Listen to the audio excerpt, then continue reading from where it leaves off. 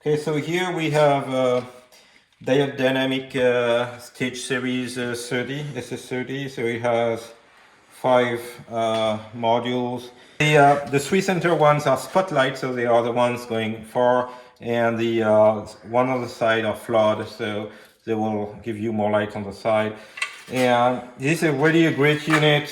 And on our cars, we tend to put them as much in the front as possible.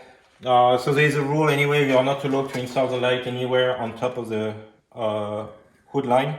So it has to be somewhere here on the hood. The further you put it in front, the more light you get on the side, and if you put it there, some of the lights just hit the hood, and you get a black spot. So the further in front, the better. If you put it here, you will block the cooling to the radiator. Also in very bad weather, like winter events, like personage, it gets completely plastered with snow and you lose a lot of the luminosity. So slightly recessed here is one of the best locations we found. The main issue is that if you look at the brackets that Team Dynamics give you, it has very little adjustment like this. And when you put it, if you look from the side here, when it's flush with the hood, you see at the maximum height and it's facing down, the light, I'm never gonna see straight, the light should be like this. And we really want the bottom of the bracket to be flush with the hood so that we can have a nice and tight connection to the hood when we bolt this down. So one solution we have come up with is this, a small piece like this that sits in between the existing bracket and the hole. So I'll show you on the other side here. Yeah. Thank you, Phil. And so now to have that extra angle here, we made this piece. So the top part here, I'm gonna get the bolt back in this bracket.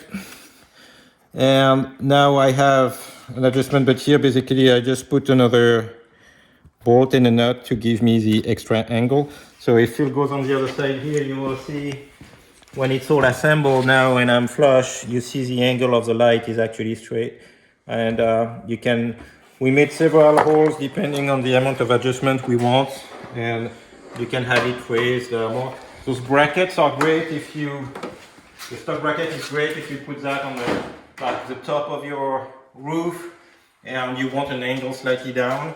But here, especially with the Subaru hoods that are already curved in the front, this angle with a stock bracket doesn't work, so you will have to make a slight extension piece like this to make it more adjustable. Good. I wish Diode Dynamics made a bracket that had a longer extension here, so that basically another third piece like this, so that we could adjust it directly out of the box with the stock bracket.